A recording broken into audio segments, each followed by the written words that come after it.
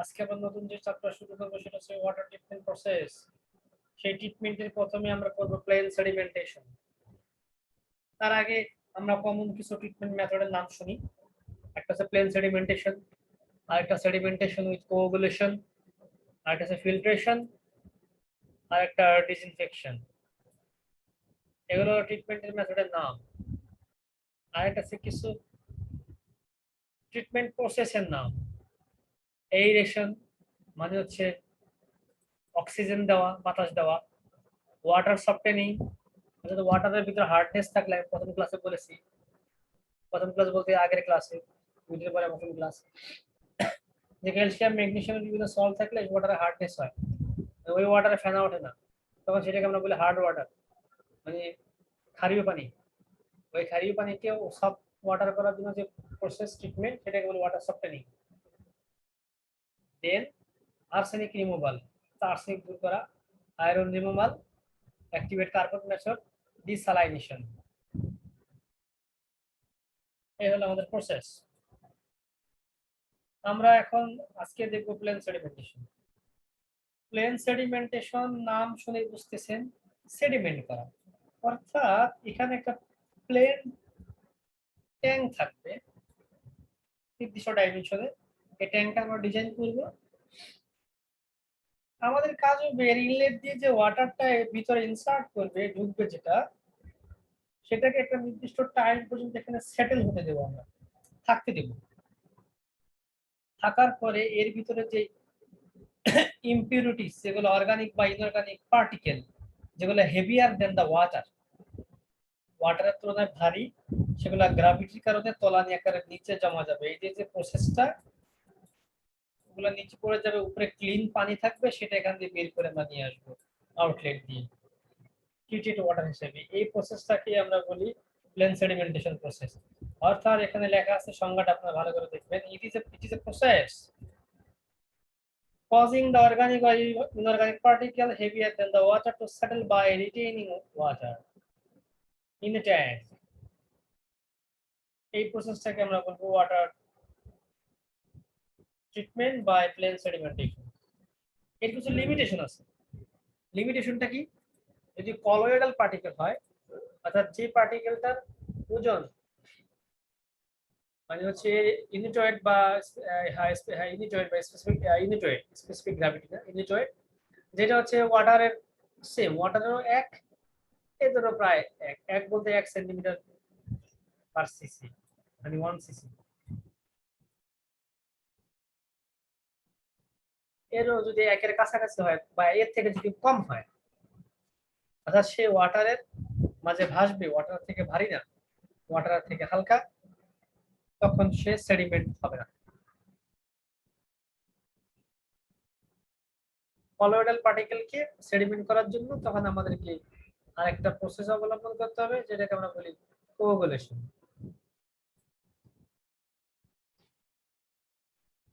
তাহলে প্লেন সেডিমেন্টেশনের জন্য আমাদের যে সেটেলিং ভেলোসিটি, তার সূত্র হচ্ছে g/18 mu rho S rho D square. G হচ্ছে গ্র্যাভিটি জি, 18 to 80, মিউ হচ্ছে ওয়াটারের অ্যাবসলিউট ভিসকোসিটি, আর রো এস হচ্ছে ওয়াটার যে সয়েলের সয়েল না, ওয়াটারের মাঝে যে ধরনের ইমপিউরিটিস আছে, যে পার্টিকেল আছে, সেগুলোর ডেনসিটি।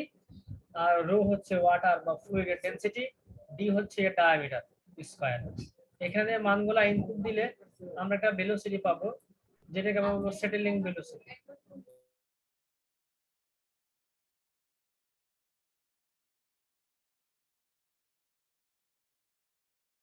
ওই যে সেটেলিং ভেলোসিটি, এই সেটেলিং ভেলোসিটি থেকে কোনো পার্টিকেলের ভেলোসিটি যদি কম হয়, তাহলে সেটা সেটেল হবে না,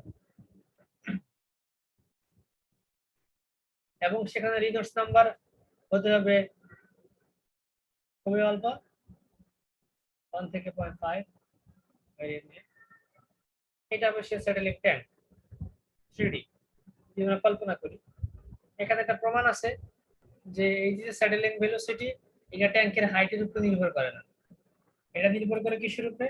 সারফেস এরিয়ার উপরে। দেখেন এই ট্যাঙ্কের তিনটা ডাইমেনশন, এইদিকে হচ্ছে যে লেন্থ ধরি, এইদিকে উইডথ, এইদিকে হাইট। এর যে সেটেলিং যে ভ্যালু সেটা এই হাইটের উপরে নির্ভর করবে না, এটা নির্ভর করবে হচ্ছে সারফেস এরিয়ার উপরে। এই এরিয়া অর্থাৎ হচ্ছে এর যে এ এবং সরি লেন্থ এবং উইথ যেটা এর যে মাল্টিপ্লিকেশন করলে যে এরিয়া পাবো ওই এরিয়ার উপরে এটা নির্ভর করবে।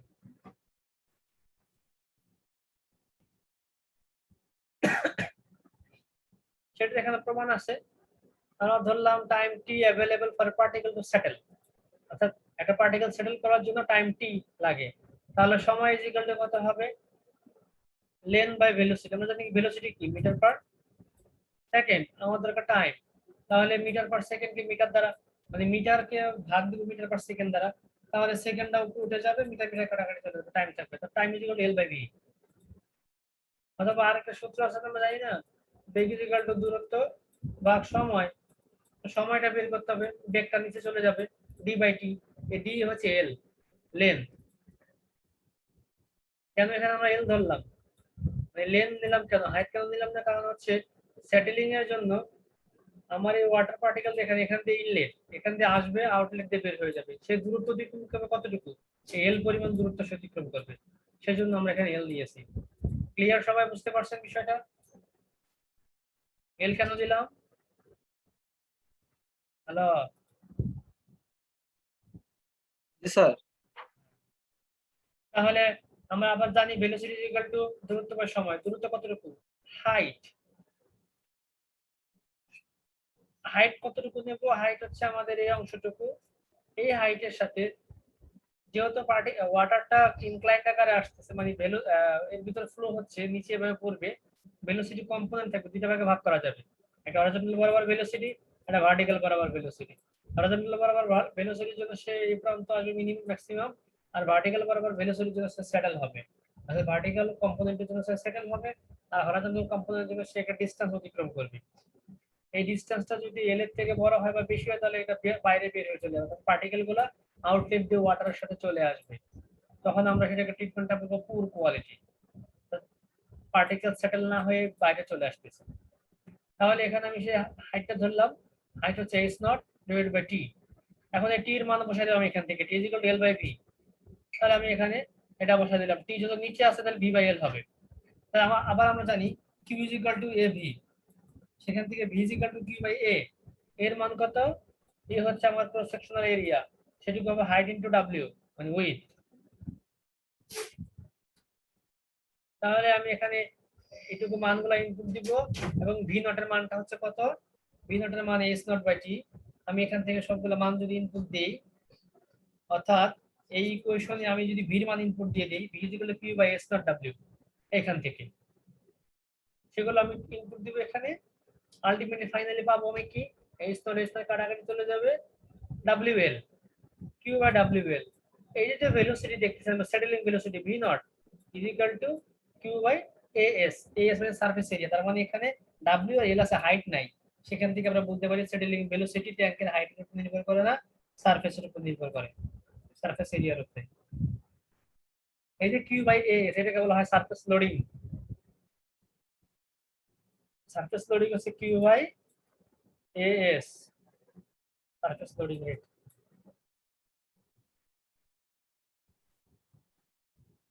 এটাকে আমরা বলি এসওআর অথবা surface overflow rate, Q by SOL বলি এটাকে আমরা, অথবা SOR, surface overflow rate is equal to Q by as.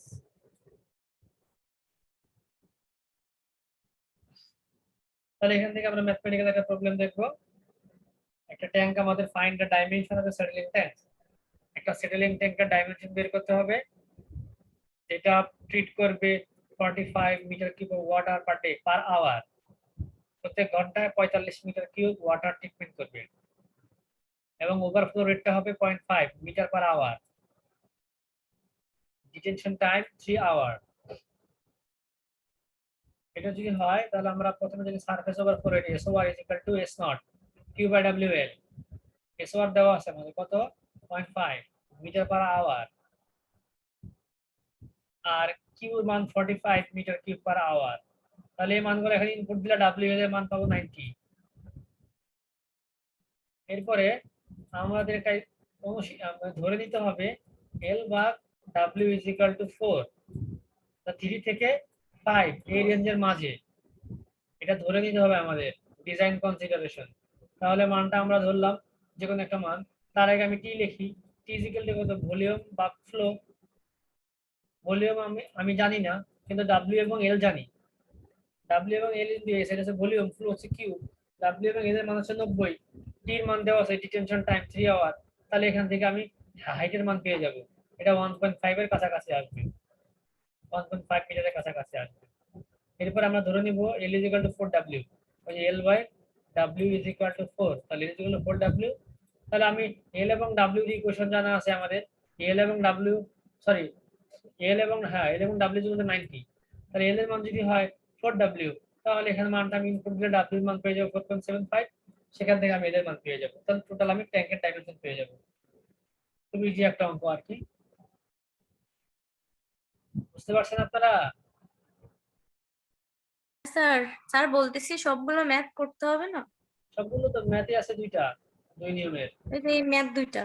হ্যাঁ, আর এখানে হচ্ছে আরেকটা ম্যাথ, এটার একই ক্রাইটেরিয়া এখানে বলা আছে, পার্টিকেল সাইজ দেওয়া আছে, সেটেলিং ভেলোসিটি গুলো বের করতে হবে আমাদেরকে, এবং এফিসিয়েন্সি বের করতে হবে, কি পরিমাণ সেটেল হচ্ছে, কোন কোন পার্টিকেল সেটেল হবে এবং কোন রেঞ্জারটা হবে না, সেখান থেকে আমাদের বের করতে হবে পার্সেন্টেজ, যে কত পার্সেন্ট রিমুভাল হলো।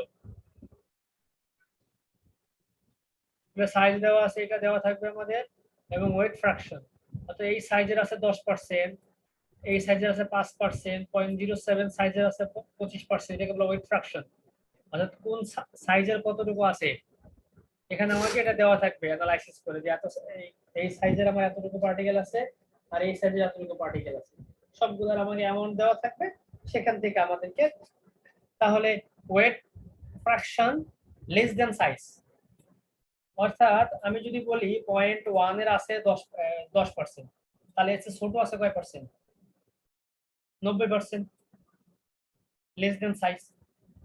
0.08 এর আছে 5%, ছোট আছে 85%, এভাবে, অর্থাৎ এইটা থেকে 100 বাদ দিল, 100 বাদ দিলে যা হবে, এখানে আছে 101, তার মানে এই সাইজের থেকে ছোট নাই। স্যার মাঝখানে গুলো বুঝি নাই স্যার, এই যে 25 দিয়ে এইটা আরেকটু বুঝাই দেন স্যার। আচ্ছা,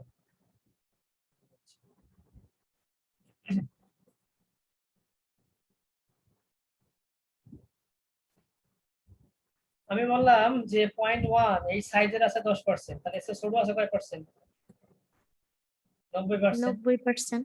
তাহলে 10 চলে গেল না, এই 5, 15, এইটা যদি 10% হয়, এটা যদি 5% হয়, তাহলে স্যার এবার বুঝতে পারছি। ও স্যার তাহলে যোগ করতে হবে, 10 এর সাথে 5 যোগ করে, তারপরে হচ্ছে হ্যাঁ হ্যাঁ এর সাথে আবার যোগ করতে হবে। হ্যাঁ হ্যাঁ, কিউমুলেটিভ করে করতে হবে।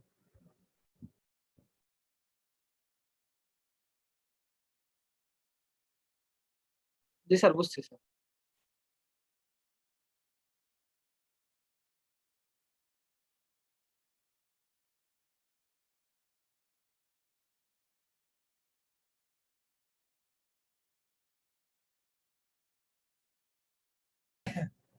এটা কেন নিতে হবে, কারণটা হলো কি, আমি বলতেছি 0.1 এর চেয়ে যদি ছোট হয় 10%, এখানে 0.08 আছে, তাহলে 0.8 এর থেকে 0.1 এর থেকে যদি 10 ছোট হয়, তো 0.8 এর থেকে 5, তাহলে দুইটা মিলে হবে না, 0.08 এর থেকে ছোট, এটা তো এর ভিতরে ইনক্লুড হয়ে গেল দুইটার সাথে হ্যাঁ জি স্যার। স্যার, জি স্যার, জি স্যার। 0.1 0.08, তাহলে এই পর্যন্ত হবে কত, 15%, তাহলে এখানে হবে 85, এর থেকে ছোট, এর থেকে ছোটর ভিতর তো আগে যেটা বাদ দিলাম সেটাও থাকবে এর ভিতরে। এরপরে আবার 0.007, আমি বললাম 0.007 থেকে ছোট, তাহলে 0.008 যেটা, তার থেকে তো সেটা ছোট হবে।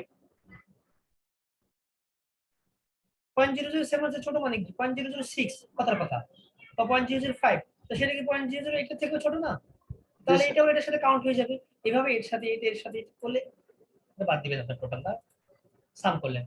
এরপরে আমি ওই ইকুয়েশনে বসাবো, আমাদের ইকুয়েশনটা কি ছিল, জি বাই, একটাকে দেখালাম, G by 18 mu rho S minus rho into D square, সেখানে আমি ডি কত, পার্টিকেল সাইজের ডায়ামিটার, ডির মান জানা আছে আমাদের, রো এবং রো এস এর মান দেওয়া আছে, কোথায় দেওয়া আছে? কোশ্চেনে দেওয়া আছে, দেখেন এই যে given absolute viscosity of fluid 1 দেওয়া আছে এবং এখানে 1.2 0.998 998 হচ্ছে ওয়াটারের, 1.2 হচ্ছে সয়েল পার্টিকেল। এই মানগুলো যদি বসাই দিই আমি, তাহলে সিম্পলিফাই করলে ইকুয়েশনটা 109 ডি স্কয়ার, ডি এর সাইজ 0.1 এই মানগুলো বসাই দিলে এটা হবে 1.09, এটা হবে 0.7 0.53 0.40 0.17 0.04 0.1, অর্থাৎ সেটেলিং ভেলোসিটি পেয়ে গেলাম। এখন আমাদের কাজ হবে এটা দিয়ে গ্রাফ পেপার প্লট করা।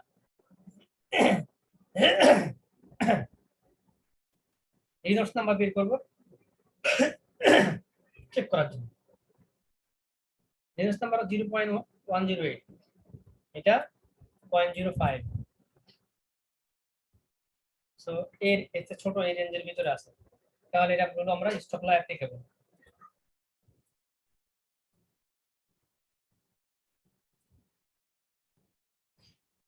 ভেলোসিটি বের করতে হবে না, আমাদের ট্রায়াল দিতে হবে। এখন ট্রায়াল দিয়ে দেখবো আমরা কত পার্সেন্ট রিমুভাল হবে।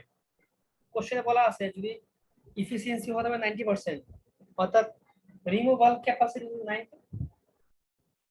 90% এর বেশি কম হয়, তাহলে সেটা অ্যাকসেপ্টেড হবে না, এর থেকে বেশি হতে হবে।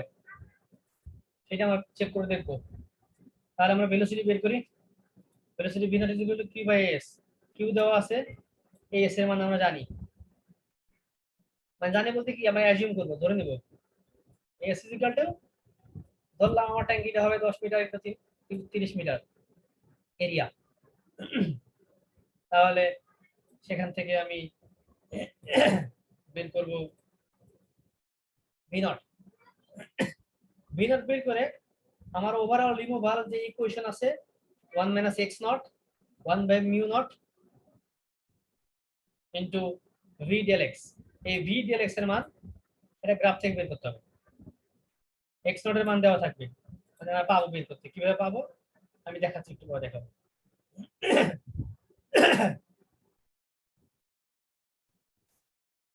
এবার আবার 0.2468 1.1 1.2, কেন এবার আবার ভেলোসিটি, আমার ভেলোসিটি কত, মিনিমাম 0.01 আর ম্যাক্সিমাম 1.9, তাহলে ওই অনুযায়ী আমি এক্স অ্যাক্সিস বরাবর ধরবো।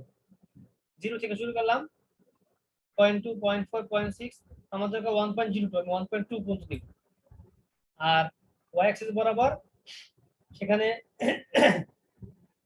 এটা কি fraction with settling velocity less than, ওই যে পার্সেন্টেজ ছিল না আমাদের 90%, পার্সেন্টেজ করলে 0.9 হবে, 0.85 0.6 এই ভ্যালুগুলো আছে। ইনপুট দিয়ে আমি যদি গ্রাফ পেপারটা প্লট করি তাহলে এরকম একটা গ্রাফ পাবো। এই গ্রাফে যেখানে 0.03 ভেলোসিটি, সরি 0.8 0.38 এই ভেলোসিটি বরাবর আমি কাট করব, এটা আমার সেটেলিং ভেলোসিটি 0.38, এই বরাবর কাট করব আমি, এখানে আসে এটা 0.25, এই 0.25 হচ্ছে এক্স নট, এসে 0.25 পেয়ে গেলাম। এখন এই যে এই অংশটুকু গ্রাফের ভিতরে, এই অংশকে আমি ক্ষুদ্র ক্ষুদ্র ভাগে ভাগ করব, ক্ষুদ্র ক্ষুদ্র ভাগে ভাগ করে এরিয়া, আমার দরকার হচ্ছে এইটুকু এরিয়া বের করা এই গ্রাফ পেপারে। এটা আপনারা গ্রাফ পেপারে করবেন, গ্রাফ পেপারে করলে সেখান থেকে কোন ঘরের মান কতটুকু গনে গনে নেবেন। যেমন ভি নট হচ্ছে 0.38, এই যেখানে 0.38 সেটা বসালাম, এক্স নট 0.25 এখানে সেটা বসালাম, এরপরে 0.05, অর্থাৎ আমি এখানে আমার মান কতটুকুর ভিতরে আসলো 0.3 পর্যন্ত, প্রায় 0.25 0.25 আমি যদি 5টা ভাগে ভাগ করি, এক একটা ভাগের মান কত হবে 0.05, অর্থাৎ এই অংশটুকুকে আমি সমান সমান 5টা ভাগে ভাগ করব। এখানে এই বরাবর এক ভাগে ভাগ, এই একটা ভাগ, দুইটা ভাগ, তিনটা, চারটা, সরি স্যার 5 ভাগে ভাগ করবো কেন? আপনি আরো যত করতে চাইলে কোনো সমস্যা নেই, আমরা মিনিমাম 5টা ভাগে ভাগ করবো, যত বেশি ভাগ করবেন তত অ্যাকুরেট হবে। 5টা করতে পারেন, 3টা করতে পারেন, 10টা করতে পারেন। এই একটা করলাম, দুইটা, তিনটা, 5টা। এখন দেখেন এই অংশটুকু তো রেক্টেঙ্গেল হলো না, আমার দরকার কি এই পাঁচটার এরিয়া যোগ করলে টোটালটুকু এরিয়া পাবো। আমরা রেক্টেঙ্গেল করব যাতে লেন্থ কিন্তু উইথ করলে পারি। এখানকার উইথ কত 0.05, লেন্থ কতটুকু, তাহলে লেন্থ হবে এখান থেকে এই পর্যন্ত, যেটা গ্রাফ পেপারে আমার ভাগ করে নেব, মানে গ্রাফ পেপার থেকে মানটা নিব আমি। এখানে যদি 0.2 হয় এখানে কত হবে, এবার আবার 0.05 বা 0.4 বা 0.6 যতটুকু হয়, তাহলে আমি এটাকে রেক্টেঙ্গেল করলাম এই বরাবর দিয়ে। তাহলে এই বরাবর রেক্টেঙ্গেল করলে এইটুকু বাদ চলে গেল। এই যদি এটাকে আমি একটু বাড়াই দিব, এই রেক্টেঙ্গেলটা এই পর্যন্ত করবো, অর্থাৎ কিছু দাগের বাইরে কিছু দাগের ভিতরে, এটাকে আরেকটু বাড়াই দিব এভাবে দিব, এটাকে আরেকটু বাড়াই দিব এভাবে দিব। এইভাবে আমি এই যে এরিয়াটুকু বেশি ধরলাম, আবার এই এরিয়াটুকু কম ধরলাম, ব্যালেন্স হয়ে গেল। এই এরিয়াটুকু বেশি ধরলাম, এই এরিয়াটুকু কম ধরলাম, এভাবে ব্যালেন্স হয়ে যাবে। মোটামুটি 100% ব্যালেন্স তো হবে না, যতটুকু হয়। এই মানটা আমি এখানে বসাবো, 0.05 কমন নিব, প্রথমটা 0.5, তারপর 1.5, পরে 2.0, পরে 3.0, পরে হচ্ছে 0.35।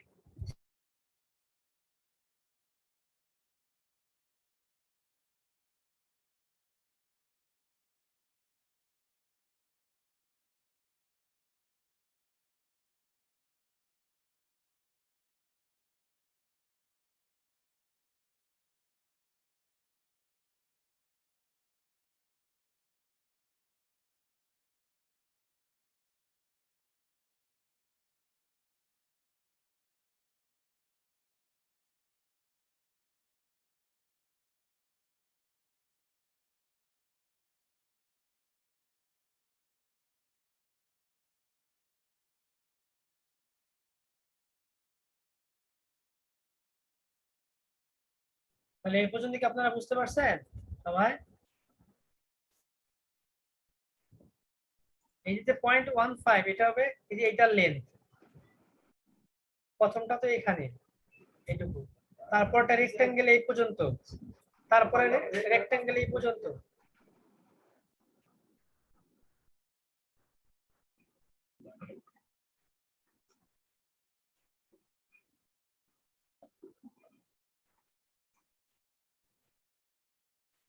আর এই 0.2 যেটা, সেটা হচ্ছে এই যে 3 নাম্বার রেক্টেঙ্গেলের এটা বেস। এইভাবে প্রত্যেকটা বেস মাল্টিপ্লাই করে দিলে এরিয়া পাবেন। এই মানগুলো এখানে ইনপুট দিয়ে ক্যালকুলেশন করলে দেখুন কত আসে, 87%। তার মানে কি আমাদের এটা কি ওকে হয়েছে? ওকে হয় নাই। না স্যার 90 সাইজ ছিল, 90 এর উপরে। তাহলে আমাকে কি করতে হবে, সেকেন্ড ট্রায়াল দিতে হবে। সেকেন্ড ট্রায়াল আমি ধরবো এরিয়াটা 10, 10 থেকে 11 করলাম, এটা 30 রাখলাম। সেকেন্ড ট্রায়ালে একইভাবে আবার গ্রাফ প্লট করতে হবে। গ্রাফ প্লট করতে হবে কিছু না জানেন, এরিয়া চেঞ্জ হলে ভেলোসিটি ভি নট চেঞ্জ হবে।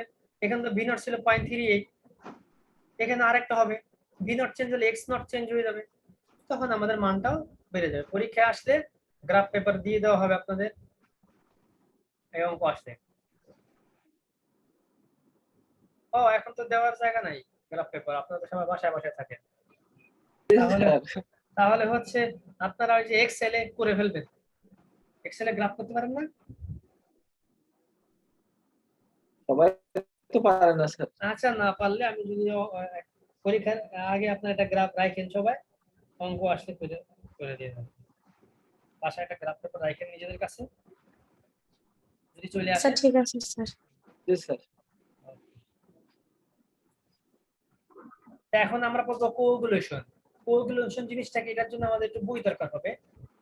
কোগুলেশন হচ্ছে এমন একটা প্রসেস যেটার মাধ্যমে যখন আমাদের দেখবো plain sedimentation treatment process fail করতেছে, মানে সেটেল হয় না, পার্টিকেলের ম্যাক্সিমাম সাইজ হয়েছে, সয়েলের ফ্লুইডের ডেনসিটি থেকে কম, সেটেল হবে না, তখন আমরা কলয়েডাল যে স্টেবিলিটি এটাকে ভেঙে ফেলবো।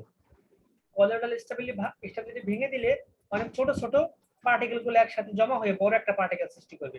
তখন এই বড় পার্টিকেলটার ইউনিট ওয়েট পানির থেকে বেশি হবে, এই বড় পার্টিকেলটা নিচে জমা করবে। অর্থাৎ মনে করেন এই টুকু পার্টিকেল আছে পিচ্ছি পিচ্ছি, এই পুচকি পুচকি থাকার কারণে এগুলার ইউনিট ওয়েট হচ্ছে পানির থেকে বেশি কম, তাই পানিতে ভাসে। এগুলো থাকে নরমালি নেগেটিভ চার্জ যুক্ত। এটাকে বলা হয় হচ্ছে জিটা পটেনশিয়াল। জিটা পটেনশিয়াল মানে হচ্ছে ভ্যান ডার ওয়াল ফোর্স এবং ইলেকট্রোস্ট্যাটিক রিপালসিভ ফোর্স, এই দুইটা সামেশন। এগুলাকে যদি কোনো পজিটিভ আয়ন যোগ করা যায়, পজিটিভ আয়নগুলো কি কি, যেমন aluminium chloride, ferric chloride, ferrous chloride, এই সমস্ত জিনিস যারা পজিটিভ আয়ন সৃষ্টি করে তাদেরকে যদি দেই, তাহলে পজিটিভ আয়নের সাথে এগুলো হচ্ছে নেগেটিভ, এই নেগেটিভটা মিলবে, মিলে মিলে 10টা 12টা মিলে বড় একটা ফ্লক তৈরি করবে। তখন এই ফ্লকটা ভারী হবে, নিচে পড়ে যাবে, এটাকে বলা হয় coagulation. Coagulation is the process of adding the salt which will produce the positive ion in the water to destabilize the zeta potential.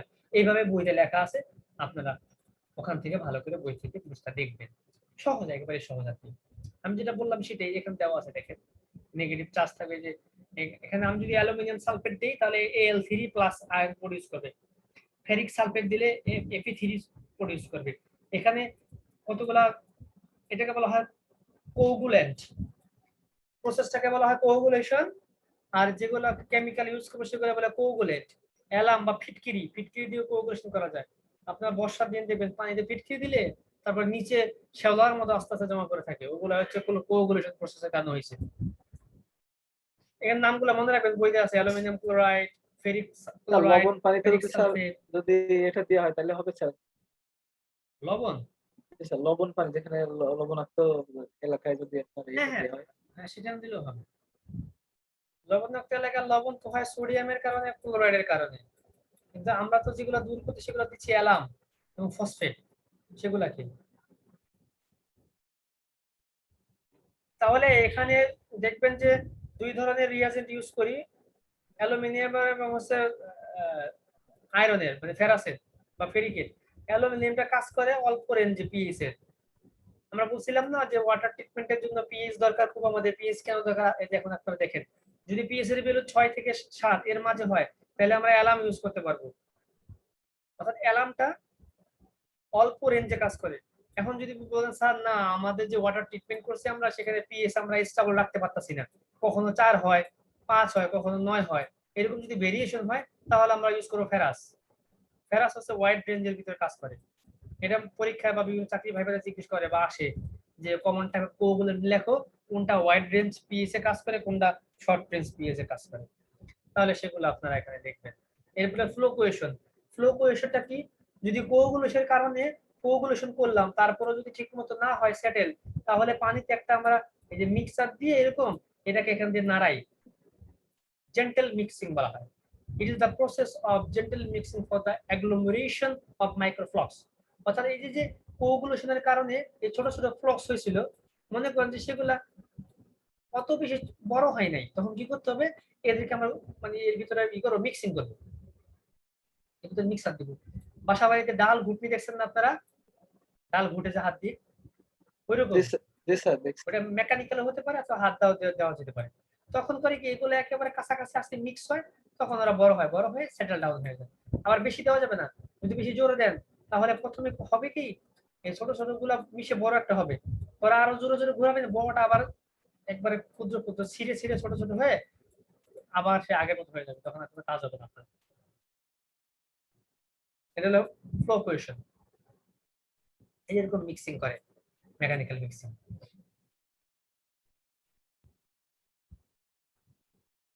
এরপরে আমরা যাবো হচ্ছে ফিল্ট্রেশন। ফিল্ট্রেশন কি? Filtration, it is a process of water purification in which water is allowed to pass through a bed of filtering media, usually sand and gravel. অর্থাৎ filter হচ্ছে, মানে filtration হচ্ছে এমন একটা ট্রিটমেন্ট প্রসেস যার মধ্য দিয়ে আমরা ওয়াটারটা ট্রিটমেন্ট করবো। কিভাবে?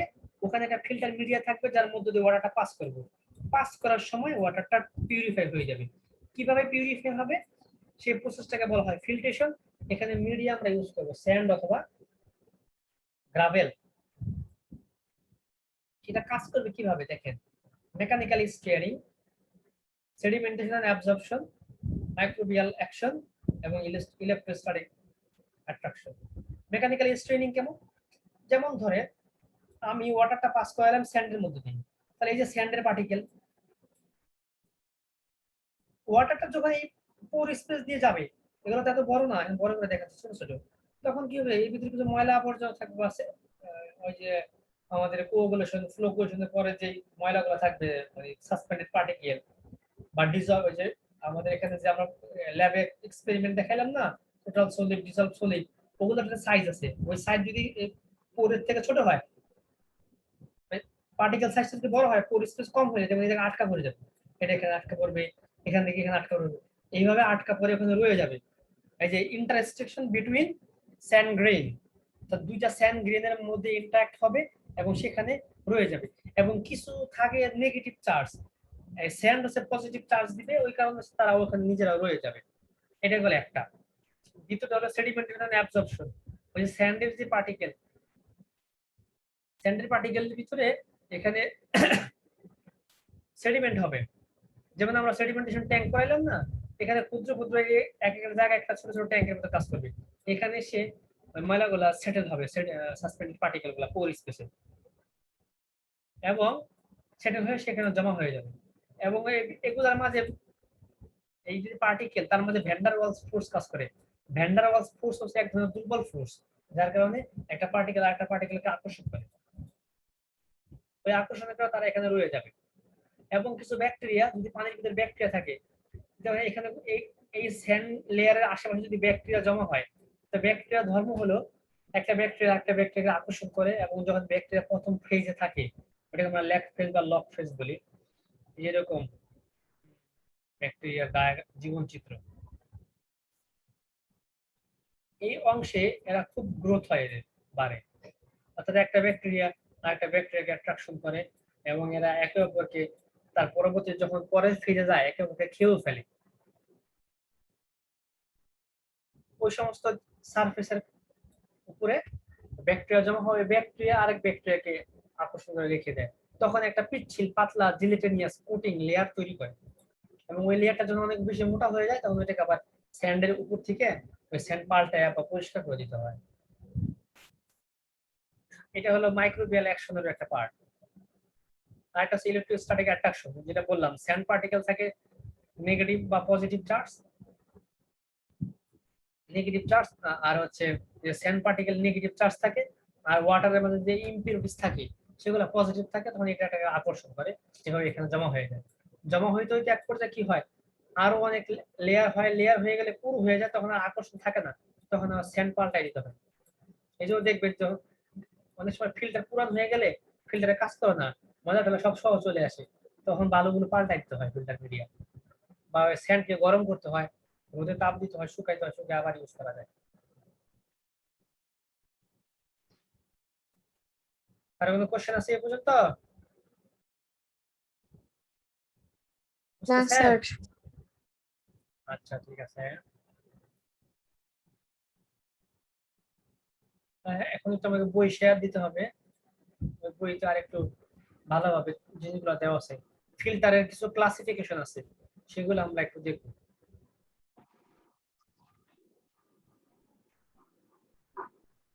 চ্যাপ্টার 18 I10 এর বইয়ের ওয়াটার ট্রিটমেন্ট।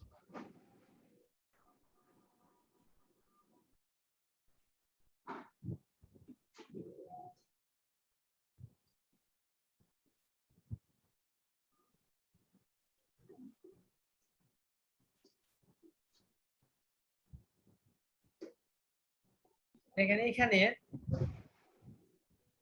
ফ্লো কোয়েশনের জন্য যেগুলো বললাম না আমি, মিক্স করে মেকানিক্যালি সেটাকে এরকম মোটর দিয়ে ঘোরায় নেওয়া যায়, অথবা এখানে বাফল মিক্সচার থাকে, বাফল চ্যানেল, অর্থাৎ ওয়াটারটাকে এখান দিয়ে পাস করাই দিব, সে এখানে বেরিয়ার দেওয়া থাকবে। অ্যাকুরিয়াম বানায় না, অ্যাকুরিয়ামের যে এটা, যে আমরা যখন ল্যাবে এক্সপেরিমেন্ট করি তখন অ্যাকুরিয়াম দিয়ে, এটা অ্যাকুরিয়ামের গ্লাস দিয়ে বানায় নেওয়া হয়। বাফেল মানে এটা বাধা থাকবে, এখানে যে ডাইরেক্ট পানি আসতে পারবে না, এখান থেকে ঘুরে আসবে, আবার এটা এখান দিয়ে যাবে, এখান দিয়ে, এই যে এরকম যাওয়ার কারণে এটা কি হবে, মিক্স হবে একে অপরের সাথে, এটাকে বলা হয় বাফেল রিঅ্যাক্টর, যেখানে কোনো এনার্জি লাগে না, গ্র্যাভিটি ফ্লোর কারণে কোনো পাম্প বা ইলেকট্রিসিটি ছাড়াই ফ্লো কোয়েশন মিক্সিং হয়। ফিল্ট্রেশন দেখেন, ফিল্ট্রেশনের এটা হচ্ছে down flow sand filter. Down flow মানে হচ্ছে এখান থেকে ওয়াটার আসবে, নিচ দিকে যাবে, প্রথমে আমরা দুটো মোটা দানার একটু বালু দেবো বা অ্যাগ্রিগেট দিব, আস্তে আস্তে চিকন হবে, মানে ছোট হবে সাইজ, প্রথমে বড়, যেটা আমরা বলবো বোল্ডার বা পাথর, এরপরে অ্যাগ্রিগেট, এরপরে বালু, মোটা দানার বালু, তারপর চিকন দানার বালু, এভাবে এক একটা করে দিব এবং একটু কাট করে দিব যাতে ফ্লো হয়ে যায়। কাট বলতে ইনক্লাইন করে দিব যাতে কোনো মেশিন না লাগে, এমনি ফ্লো হয়, গ্রাভিটি ফ্লো। তাহলে এখান থেকে ওয়াটারটা আসবে, ডাউনওয়ার্ড যাবে, নিচে একটা পাইপ দেওয়া থাকবে, পারফোরেটেড পাইপ মানে ফুটো করা পাইপ। ওই পাইপ দিয়ে অ্যাগ্রিগেট যেতে পারবে না, কিন্তু পানি যেতে পারবে, তখন এখান দিয়ে এসে এখানে যাবে, আবার এই চেম্বার দিয়ে উপরে উঠবে, উঠে এখানে যাবে, আবার নিচে যাবে, অর্থাৎ পানিটা মিডিয়ামে যাচ্ছে ডাউন দিয়ে, যদি ডাউন ফ্লো রাফিং ফিল্টার। যখন ওয়াটারের মাঝে খুব বেশি পরিমাণে ঘোলাটে ভাব থাকে, কালার থাকে, টার্বিডিটি থাকে, তখন রাফিং ফিল্টার ইউজ করে এটাকে প্রি ট্রিটমেন্ট বলা হয়। ট্রিটমেন্টের আগের যে ট্রিটমেন্ট, প্রি ট্রিটমেন্ট বলে এটাকে, রাফিং ফিল্টার। এটা আপ ফ্লো হতে পারে, ডাউন ফ্লো হতে পারে, যেটা বললাম ডাউন ফ্লো। আপ ফ্লো কি? আপ ফ্লো হচ্ছে সোজা জিনিস বুঝতেছে, নিচ থেকে আসবে পানিটা, এই যে নিচ থেকে যাবে, এখান দিয়ে আসে এখানে যাবে, আবার পাইপ দিয়ে এসে নিচে যাবে, আবার উপরে উঠবে নিচ থেকে, নিচ থেকে উপরে উঠবে, আপ ফ্লো। আর একটা হচ্ছে হরিজন্টাল ফ্লো, অর্থাৎ আপ ডাউন কিছু হবে না, হরিজন্টালি আস্তে আস্তে হয়ে যাবে। প্রথমে মোটা দানার বালু বা বোল্ডার্স, বড় বড় পাথর, তারপর আস্তে আস্তে ছোট ছোট, তারপরে মানে এইভাবে আস্তে আস্তে ছোট হয়ে থাকবে সাইজটা। ট্রিটমেন্ট আপনার পারলে হয়।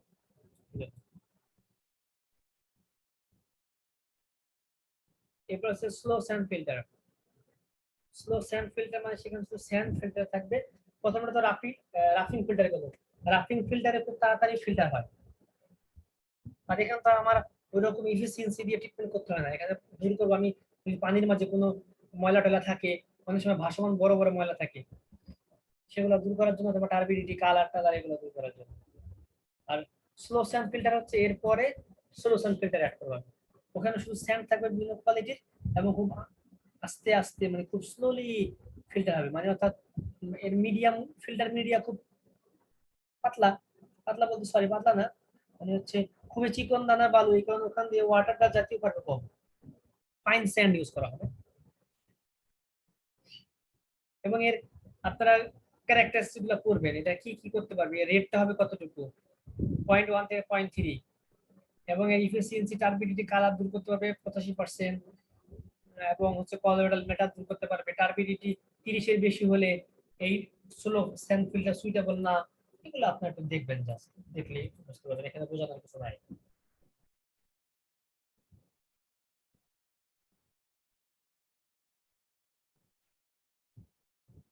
এর লিমিটেশন আছে। র‍্যাপিড স্যান্ড ফিল্টার আছে, যেখানে একটু মোটা দানার বালু ইউজ করলে তাড়াতাড়ি ফিল্টার হয়।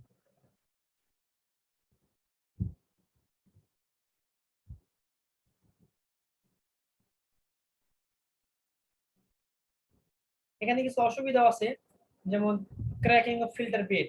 ট্রিটমেন্ট হতেও যাওয়ার সময় এই যে বালুগুলো শুকাই গেলে ওটা ওটা ক্র্যাক হয়ে যায়, ফেটে যায়, মানে ফেটে যায় বালু স্তরগুলো, তখন ট্রিটমেন্ট ভালো হয় না। আরেকটা আছে ফর্মিং অফ মাড বল, অর্থাৎ এই ট্রিটমেন্ট হওয়ার সময় ওখানে যে শ্যাওলার মতো জমে থাকবে, ওগুলা ছোট ছোট এরকম বলের মতো হয়ে থাকবে, ওগুলা দেখা গেছে যে ওই ফিল্টারে থাকলে তখন ফিল্টার ট্রিটমেন্টটা ঠিক মতো হয় না, ওখান দিয়ে ওয়াটার পাস হতে পারে না, ওইরকম লেয়ার জমে থাকলে পানির সাথে অনেক সময় চলে যায়, তখন ফিল্টারের কোয়ালিটি খারাপ হয়ে যায়। Jetting and sand boiling. Sand boiling কেমন, যেমন মনে করেন কোনো অংশে স্যান্ডের ভিতর দিয়ে যখন ওয়াটার পাস হচ্ছে, তো যখন ওয়াশিং করবেন, ব্যাক ওয়াশিং, তখন ছিদ্র হয়ে গেল, দেখা যাচ্ছে মিডিয়ামটা, ফিল্টার মিডিয়া ছিদ্র হয়ে গেল, ওখান থেকে এরকম সিপেজের মতো করে ডাইরেক্ট পানি, মানে খুব দ্রুত পানি চলে যাচ্ছে, শর্ট সার্কিটের মতো তাড়াতাড়ি চলে যাচ্ছে, স্পেসটা বড় হয়ে গেছে। আর একটা আছে sand leakage into undertake system, যে পারফোরেটেড পাইপ আছে সেখান দিয়ে স্যান্ডও চলে যেতে পারে। এই কথাবার্তা বলে এখানে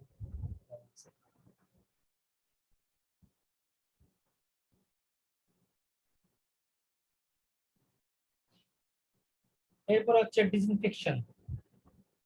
The sole objective of disinfection is to kill the microorganism, pathogenic microorganism. তার ডিসইনফেকশনের মেন উদ্দেশ্য হচ্ছে এর ভিতরে যদি কোনো মাইক্রো অর্গানিজম থাকে, মাইক্রো অর্গানিজম মানে কি, যদি কোনো হার্মফুল ব্যাকটেরিয়া বা অন্য কোনো কম্পোনেন্ট থাকে, ওই যে টিসিএফসি, ওগুলো যদি থাকে তাহলে ডিসইনফেকশনের কাজ হচ্ছে ওগুলোকে পানির মাঝখান থেকে সবগুলোকে মেরে ফেলা। আরেকটা আছে স্টেরিলাইজেশন।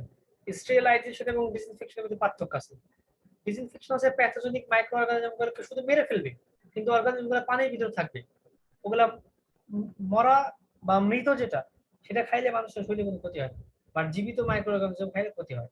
এই জন্য আমরা মেরে ফেলবো কিন্তু পানির ভিতরে থাকবে। আর স্টেরিলাইজেশন হচ্ছে যে আমরা তাকে মেরেও ফেলবো এবং পানি থেকেও বের করে দিব। এটা হলো total destruction and removal of all micro organism. তো ডিসইনফেকশন করা হয় কি দিয়ে?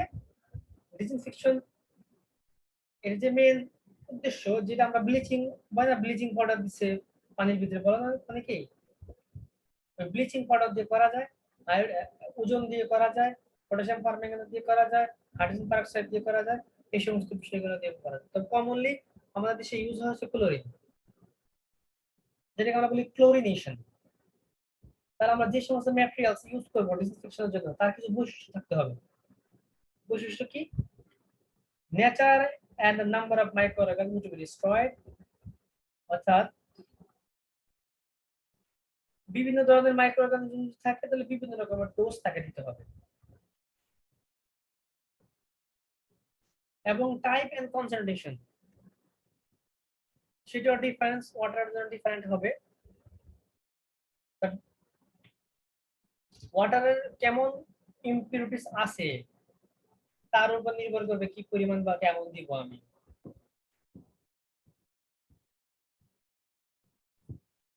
এবং এর ভিতরে কোন ধরনের, যেমন নাম্বার এবং নেচার, কোন ধরনের মাইক্রো অর্গানিজম আছে, তো কেমন আছে, কনসেন্ট্রেশন কেমন, তার উপর নির্ভর করে আমাকে ডোজটা দিতে হবে। যদি অল্প থাকে অল্প, বেশি থাকলে বেশি দিতে হবে। পিএইচটাও আমাদের কন্ট্রোল করতে হবে। ডিসইনফেকশন দুই ধরনের হয়, ফিজিক্যাল এবং কেমিক্যাল।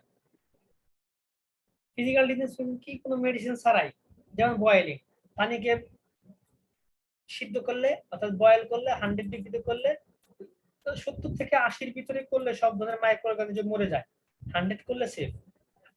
তো ফিজিক্যালি তাপ দিয়ে, কিন্তু এটা তো খরচ করে। আর যদি সূর্যের আলো দিই আমরা, সানলাইট, এটা হচ্ছে ফ্রি রিনিউয়েবল এনার্জি। সূর্যের আলোতে পানিটা রেখে দিবেন, অবশ্যই পরিষ্কার হতে হবে এবং ট্রান্সপারেন্ট হতে হবে, যাতে ওর ভিতর দিয়ে সূর্য আলো প্রবেশ করতে পারে। এবং অনেক বেশি মোটা হওয়া যাবে না, মানে থিকনেস বেশি হওয়া যাবে না ওয়াটারে, মানে ছোট ছোট বোতলে করে ওটা দিয়ে কমপ্লিট করতে হবে। আমি আপনাদেরকে রেইন ওয়াটার হারভেস্টিং করার সময় দেখাইছি সোলার ডিসালাইনেশন। প্লাস্টিকের বোতলে ট্রান্সপারেন্ট বোতলে ভরবেন, ভরে রোদে রেখে দিবেন, ওটা আস্তে আস্তে বিশুদ্ধ হয়ে যাবে, মানে মাইক্রো অর্গানিজম গুলো, মানে প্যাথোজেন গুলো মারা যাবে। আর সে কেমিক্যাল, কেমিক্যাল যদি আমি ডিসইনফেকশন করি তাহলে কিছু ক্রাইটেরিয়া আছে কেমিক্যালের। যে কেমিক্যালটা ইউজ করবো সেটা কি হতে হবে, কুইক এবং ফাস্ট এবং ইফেক্টিভলি মাইক্রো অর্গানিজমকে কিল করতে হবে। ওয়াটারের স্বাদে কোনো চেঞ্জ করা যাবে না, no not imparting taste, odour, colour, turbidity blah blah of water. অর্থাৎ দিলাম পর টার্বিডিটি বেড়ে গেল তাও করা যাবে না, কালার চেঞ্জ হওয়া যাবে না, পানিতে দুর্গন্ধ সৃষ্টি করা যাবে না, টেস্টও ক্ষতি হওয়া যাবে না, এরকম টাইপের কেমিক্যাল মিক্স আপ করতে হবে। কোনো টক্সিক হতে পারবে না হিউম্যান হেলথ এবং অ্যানিমাল হেলথের জন্য, এবং ইজিলি সেটাকে মেজার করা যাবে এবং ডিটেক্ট করা যাবে, এবং ইজিলি সেটাকে আমরা যেখানে ট্রিটমেন্ট করবো সেখানে যদি ইজিলি পাই এবং কস্ট যাতে কম হয়। সেগুলো কি কি আছে আমি নামগুলো বলছি, ক্লোরিন আছে, ওজোন আছে, আয়োডিন আছে, অক্সিডেন্ট আছে যেমন পটাশিয়াম পারম্যাঙ্গানেট এবং হাইড্রোজেন পারঅক্সাইড, এগুলো দিয়ে আমরা কোগুলো শুরু করি। একটা হচ্ছে ক্লোরিনেশন, এই 20 সেঞ্চুরিতে সবচেয়ে বেশি ইউজ হয় ক্লোরিনেশন। এই ক্লোরিনেশনের কাজ হচ্ছে ক্লোরিনকে যখন মিক্স আপ করবেন পানির ভিতরে তখন সে হাইপোক্লোরাস এবং হাইড্রোক্লোরিক অ্যাসিড তৈরি করে। এটা হচ্ছে লো পিএইচ এ 0 থেকে 2 বা 4 এর ভিতর থাকে। যখন 4 থেকে 6 থাকে তখন হাইপোক্লোরাইড অ্যাসিড তৈরি করে। সরি 0 থেকে 2 থাকলে তখন সে ক্লোরিন, 2 থেকে 4 বা 6 আসলে হাইপোক্লোরাস, 6 থেকে এরপর আসলে হাইপোক্লোরাইড। এই যে ক্লোরিনের 3টা ফর্ম, ক্লোরিন, হাইপোক্লোরাস, হাইপোক্লোরাইড, এই 3টা ফর্মকে একসাথে বলা হয় ফ্রি অ্যাভেলেবল ক্লোরিন। এখন ওয়াটারের মধ্যে যদি কোনো নাইট্রোজেন কম্পাউন্ড থাকে তাহলে সেটা আবার তার সাথে বিক্রিয়া করে NH2Cl, অর্থাৎ মনোক্লোরামিন, ডাইক্লোরামিন, নাইট্রোজেন টেট্রাক্লোরাইড এগুলো ফর্ম করবে। এই তিনটাকে একসাথে বলা হয় কম্বাইন্ড অ্যাভেলেবল ক্লোরিন।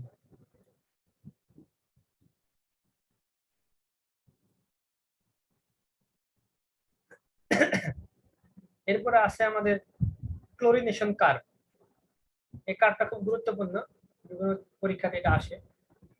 ক্লোরিনেশন কার্ভটা এদিকে applied chlorine milligram per litre, আর এদিকে রেজিডুয়াল ক্লোরিন, মানে কতটুকু ক্লোরিন পানির ভিতরে অবশিষ্ট থাকবে সেটা। তাহলে প্রথমে দেখতেছি আমাদের জোন 1 এ, এটাকে আমরা বলি ডিস্ট্রাকশন, না ডিস্ট্রাকশন না,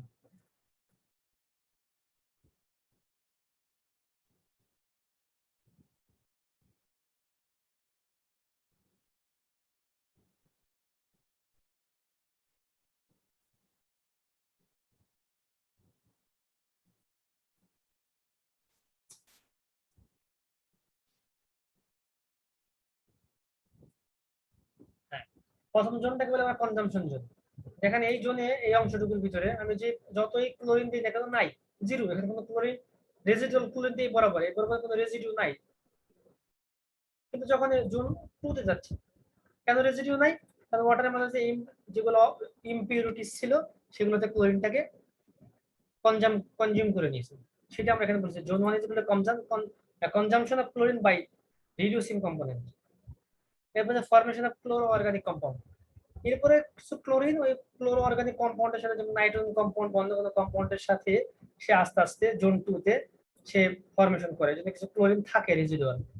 এরপর আবার সে ভাঙা শুরু করে, ডিস্ট্রাকশন, নিজেরা ভেঙে যায়, ভেঙে মিনিমাম পয়েন্ট আসে। এই পয়েন্টটাকে বলা হয় ব্রেক পয়েন্ট ক্লোরিনেশন। এরপরে জোন 4 এ গেলে, এরপরে গেলে যত ক্লোরিন দিই আস্তে আস্তে রেজিডুয়াল ক্লোরিন বাড়তে থাকে, সেখানে ক্লোরিনটা জমা হয়ে থাকে পানির ভিতরে। তাই এই যে লাইন, এটাকে আমরা বলবো হচ্ছে রেজিডুয়াল ক্লোরিন লাইন, আর এটাকে বলবো নো ডিমান্ড লাইন, মানে এই লাইনের উপরে কোনো ক্লোরিন ডিমান্ড নাই আমার। তাহলে এই যে লাইন সেটা এবং এক্সিস এর মাঝে এইটুকু বলবো আমরা রেজিডুয়াল ক্লোরিন, আর এইটুকু বলবো আমরা ক্লোরিন ডিমান্ড। এই কার্ভটা ডেসক্রাইব করতে হয় আর কি, তখন কার্ভটা ড্র করবেন আর জোন 1 2 3 4 এটাকে ডেসক্রিপশন ব্যাখ্যা করবেন। প্রি ক্লোরিনেশন, অর্থাৎ কোনো ট্রিটমেন্ট প্রসেসের পূর্বে যদি আমরা ক্লোরিন দিই সেটাকে আমরা বলি প্রি ক্লোরিনেশন, যদি পরে দিই সেটাকে বলি পোস্ট ক্লোরিনেশন, আর যদি আগে পরে দুইবার দিই সেটাকে আমরা বলি ডাবল ক্লোরিনেশন। আর সুপার ক্লোরিনেশন মানে কি? অর্থাৎ ক্লোরিন যখন আমরা দিব, কাজ হয়ে গেল, এর মাঝে ক্লোরিন বেশি করে দিয়ে দিব যাতে ক্লোরিনটা থাকে, পরবর্তীতে কোনো কন্টামিনেশন হলে আমার কাজটা করতে মানে ওইটাকে ক্লোরিনে সেই ওটাকে নষ্ট করে দিতে পারে যাতে। এটা নরমালি বন্যার সময় হয়। বন্যার সময় তো প্রচুর পরিমাণে ইমপিউরিটিস বিভিন্ন জায়গা থেকে পানির ভিতরে আসে, তখন এখানে 1 থেকে 2 মিলিগ্রাম বা ppm milligram per litre chlorine extra দিয়ে দেওয়া হয় ভিতরে, যাতে ভিতরে থাকবে, যদি কোনো কন্টাক্টে আসে মাইক্রো অর্গানিজম সাথে সাথে সে কিল করে ফেলবে। এই হলো আমাদের ক্লোরিনেশন। এটা পুকুরকে করতে পারেন আপনারা, পুকুরকে ক্লোরিনেশন করার জন্য এরকম সিঙ্গেল পটে করে ক্লোরিন ব্লিচিং পাউডার দিয়ে তারপর পুকুরের মধ্যে ঝুলাই দেওয়া হয়। এবং টিউবওয়েলে করতে পারি আমরা, টিউবওয়েলে যদি ব্যাকটেরিয়া বা কন্টামিনেশন পাওয়া যায় তাহলে টিউবওয়েলের যে প্লাঞ্জার বা মুখ আছে মাথাটা খুলে ওই পাইপের ভিতরে যে ক্লোরিন দিয়ে দিতে হবে, দিয়ে নির্দিষ্ট টাইম পর্যন্ত রেখে দিতে হবে, এরপরে পাইপ লাগায় ওটাকে পাম্পিং করে ওয়াটারটা বের করে ফেলতে হবে। আর যদি বাসা বাড়িতে আমি যেমন বিভিন্ন পাইপ লাইন বা ফিচার্স এগুলোকে ক্লোরিনেশন করতে চাই, তাহলে পানির লাইনটা বন্ধ করে ক্লোরিন মিক্সচার দিয়ে সব লাইনগুলোকে ফুল করতে হবে, ফুল করে নির্দিষ্ট টাইম পর্যন্ত রেখে দিতে হবে, এরপরে পানির ট্যাঙ্কি ছেড়ে দিতে হবে এবং পাইপগুলো ছেড়ে দিলে ক্লোরিনটা বের হয়ে ক্লিন হয়ে যাবে। এবার ফিচারকে ক্লোরিনেশন করা যায়। এই হচ্ছে আমাদের আজকের ক্লাস। সবাইকে অসংখ্য ধন্যবাদ। এখানে যে অঙ্কটা করেছি সেই অঙ্কটা করা আছে, এখানে আপনারা প্র্যাকটিস করবেন। আচ্ছা ঠিক আছে স্যার। আমি রেকর্ডিং অফ করে দিলাম।